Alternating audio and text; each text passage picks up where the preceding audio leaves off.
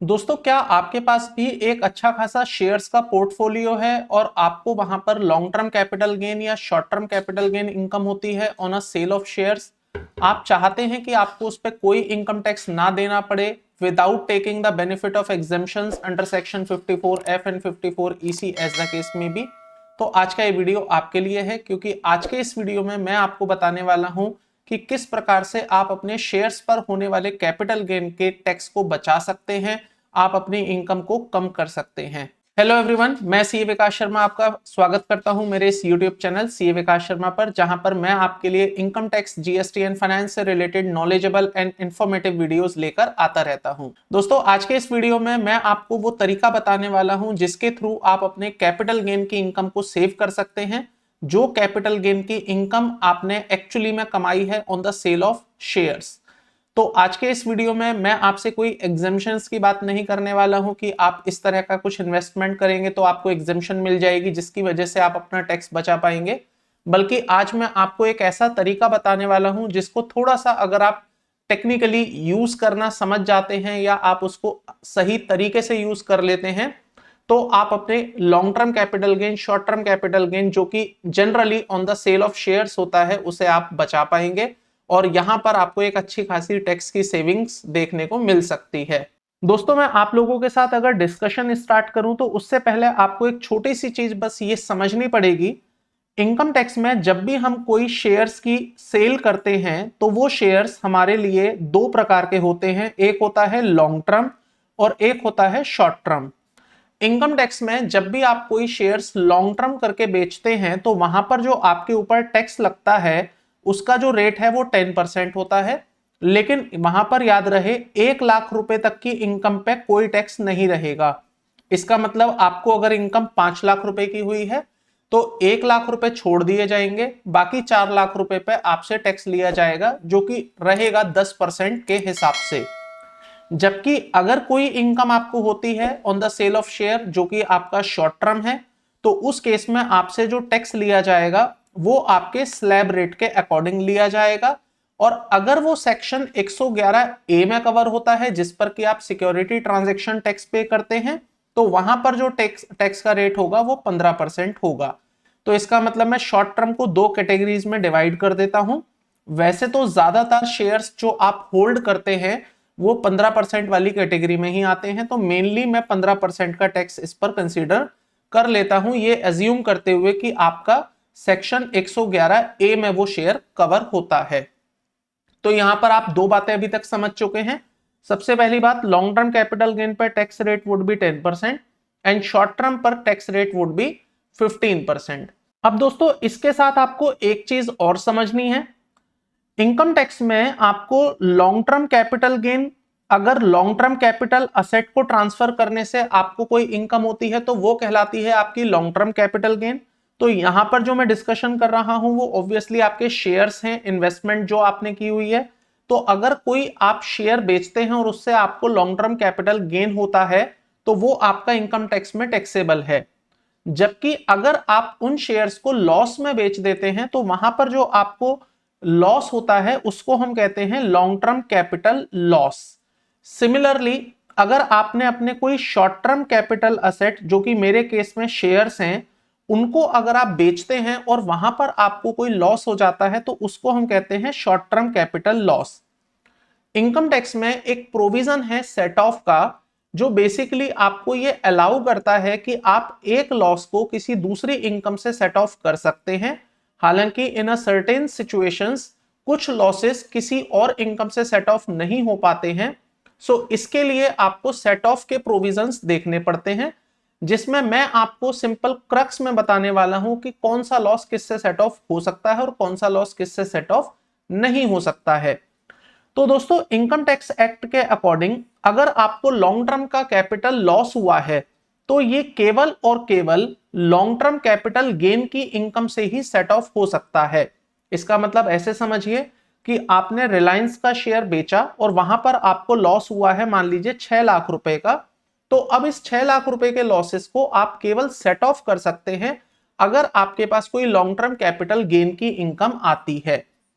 लेकिन अगर मैं बात करूं शॉर्ट टर्म कैपिटल लॉस की, तो तो यहां पर आपको एडवांटेज ये मिलता है कि शॉर्ट टर्म कैपिटल लॉस आप शॉर्ट टर्म कैपिटल गेन की इनकम के साथ तो सेट ऑफ कर ही सकते हैं, एज वेल एज आप लॉन्ग टर्म कैपिटल गेन की इनकम के साथ भी सेट ऑफ कर सकते हैं। इसका मतलब यह हुआ कि अगर मैं कोई long term capital loss earn करता हूं तो वहां पर मेरे को लॉन्ग टर्म कैपिटल गेन की इनकम कमानी पड़ेगी अगर मैं उनको आपस में सेट ऑफ करवाना चाहता हूं। वेयर एज शॉर्ट टर्म के केस में अगर मुझे लॉस हुआ है तो मेरे पास चाहे लॉन्ग टर्म की इनकम हो चाहे मेरे पास शॉर्ट टर्म की इनकम हो, मैं दोनों ही इनकम के अगेंस्ट अपने लॉसेस को सेट ऑफ कर सकता हूं। दोस्तों लॉसेस सेट ऑफ करने का मतलब सिंपल सा ये है कि आप अपनी इनकम को कम कर रहे हैं, और इनकम कम करने का सीधा सीधा मतलब है कि आप अपने टैक्स को बचा रहे हैं। तो अब जो मैं आपको प्लानिंग बताने वाला हूं वो बेसिकली इसी पर डिपेंड रहेगी। इसके लिए मैं एक छोटा सा एग्जांपल लेता हूं। ये अगर एग्जांपल आपके पोर्टफोलियो पर फिट होता है तो ही आप इस पूरे प्लानिंग का बेनिफिट ले सकते हैं।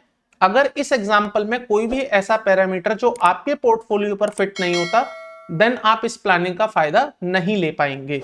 तो एग्जांपल को ध्यान से देखना और फिर कंपेयर करना कि आपके पोर्टफोलियो पर क्या ये फिट हो पाता है या नहीं। तो यहां पर मैं एक व्यक्ति ले लेता हूं, मान लीजिए व्यक्ति का नाम है राम। राम के पास कुछ ऐसे शेयर्स हैं जो एक्चुअली में प्रॉफिट मेकिंग शेयर हैं। मतलब राम के पास कुछ ऐसे शेयर्स हैं उसके पोर्टफोलियो में जिन पर उनको इनकम हो रही है। अब वो इनकम कैसी भी हो सकती है, मान लीजिए वो इनकम लॉन्ग टर्म है, इसका मतलब उसने शेयर्स को अपने पास 12 महीने से ज्यादा होल्ड किया है तो वो लॉन्ग टर्म बन गए। और कुछ ऐसे शेयर्स हैं जो उसके पास शॉर्ट टर्म है, जो कि अभी उसने रिसेंटली कुछ महीने पहले ही खरीदे हुए हैं, और ये दोनों ही शेयर्स लॉन्ग टर्म या short term as the case में भी वो प्रॉफिट मेकिंग है। इसका मतलब ये हुआ कि अगर वो आज इन शेयर्स को बेचता है तो उसे डेफिनेटली यहां पर गेन होने वाला है, लॉन्ग टर्म कैपिटल गेन या short term capital gain as the case में भी। अब उसके पास कुछ ऐसे शेयर्स भी हैं जो एक्चुअली में लॉस मेकिंग है। लॉस मेकिंग का मतलब यह हुआ कि वो शेयर्स उसने जो परचेस किए थे एक्चुअली में आज उनका प्राइस डाउन है, जिसकी वजह से वो उन शेयर्स को बेचना नहीं चाहता है या बेच नहीं पा रहा है।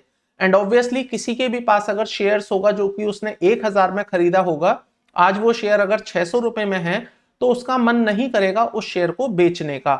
इस बात को हम एक्सेप्ट करते हैं कि वो कभी भी इस शेयर को नहीं बेचना चाहेगा। बट मैं यहीं पर आपको एक टैक्स प्लानिंग का तरीका बताने वाला हूं जिसके बाद आप अपने शेयर्स को बेच देंगे। तो मैं यहां पर लॉस मेकिंग में भी दो सिचुएशन लेता हूं कि या तो उसके पास वो शेयर लॉन्ग टर्म है या उसके पास वो शेयर शॉर्ट टर्म है। अब दोस्तों करना क्या है, आपको बड़ा सिंपल सा काम ये करना है। कोई भी शेयर जो आपके पास शॉर्ट टर्म है और आप जानते हैं कि वहां मुझे लॉस हो रहा है, तो आप उस शेयर को इमीडिएटली सेल कर दीजिए। जैसे ही आप उस शेयर को सेल करेंगे तो आपको short term capital loss create होगा। यहां से ध्यान से समझना पड़ेगा आपको ताकि आप इसका बेनिफिट ले सकें।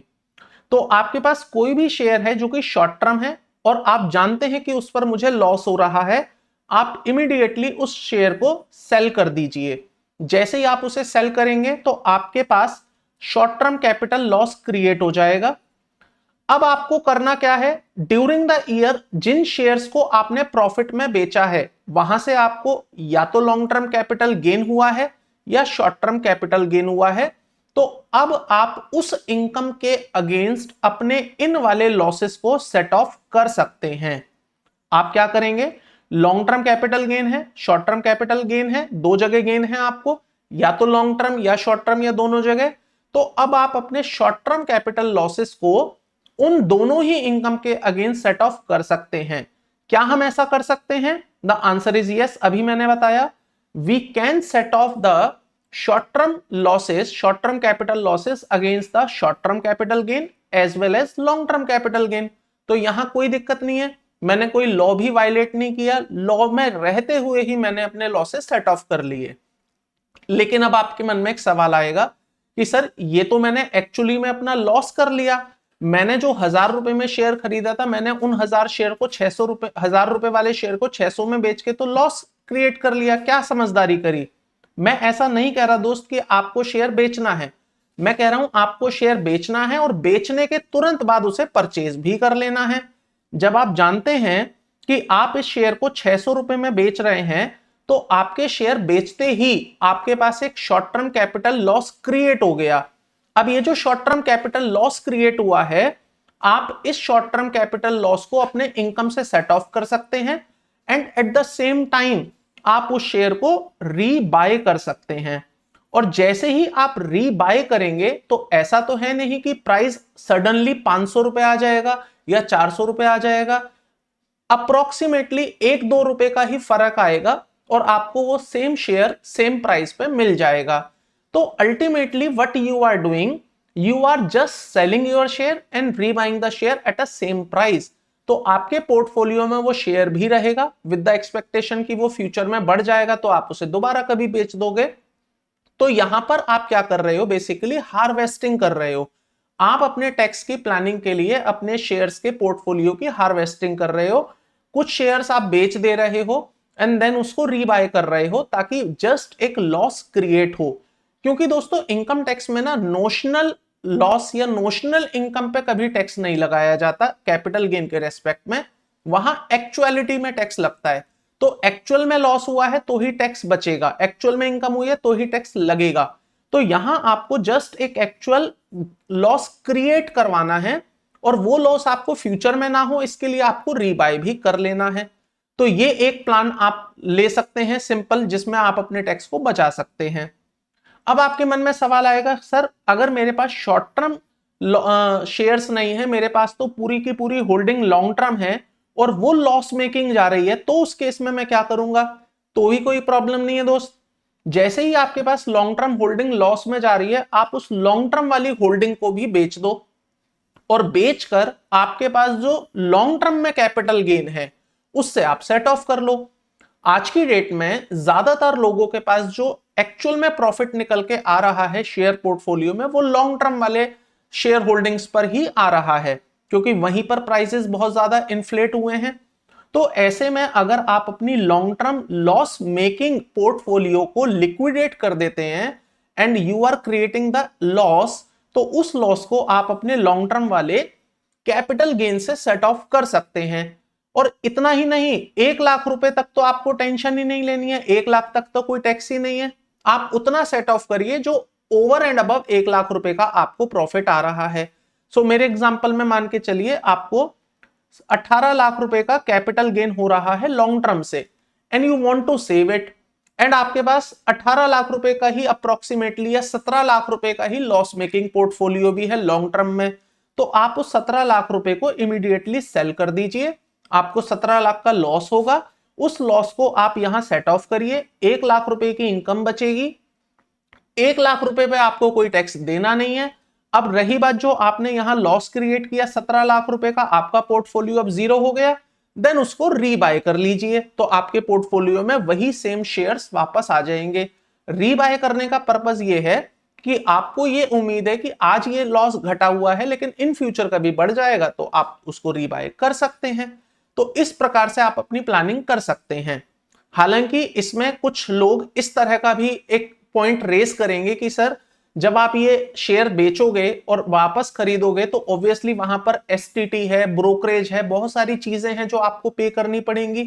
दोस्त मैं एग्री करता हूं आपको पे करनी पड़ेंगी, बट जितना टैक्स आप बचा रहे हैं बाय डूइंग दिस प्लानिंग, उससे कहीं कम ही वो कॉस्ट होगी जो कि आप इंकर करेंगे। इसका मतलब आपके सेविंग्स ऑफ टैक्स के सामने that cost is very minute, जिसको कि आप इग्नोर भी कर सकते हैं।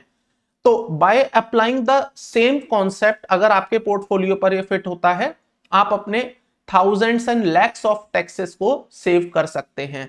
आई होप आपको ये वीडियो पसंद आया होगा एंड पूरा प्लान भी क्लियर हो गया होगा किस प्रकार से आप अपने टैक्सेस बचा पाएंगे। दोस्तों अगर आपको ये वीडियो पसंद आया है तो वीडियो को लाइक करिएगा, साथ में चैनल को भी सब्सक्राइब कर लीजिएगा एंड बेल आइकन को प्रेस करना मत भूलिएगा, क्योंकि मैं आपके लिए अक्सर इसी तरह के नॉलेजेबल इंफॉर्मेटिव वीडियोस लेकर आता रहता हूं। आज के वीडियो में इतना ही, आपसे फिर मिलता हूं अपने एक नेक्स्ट वीडियो में। Till then thank you, bye bye.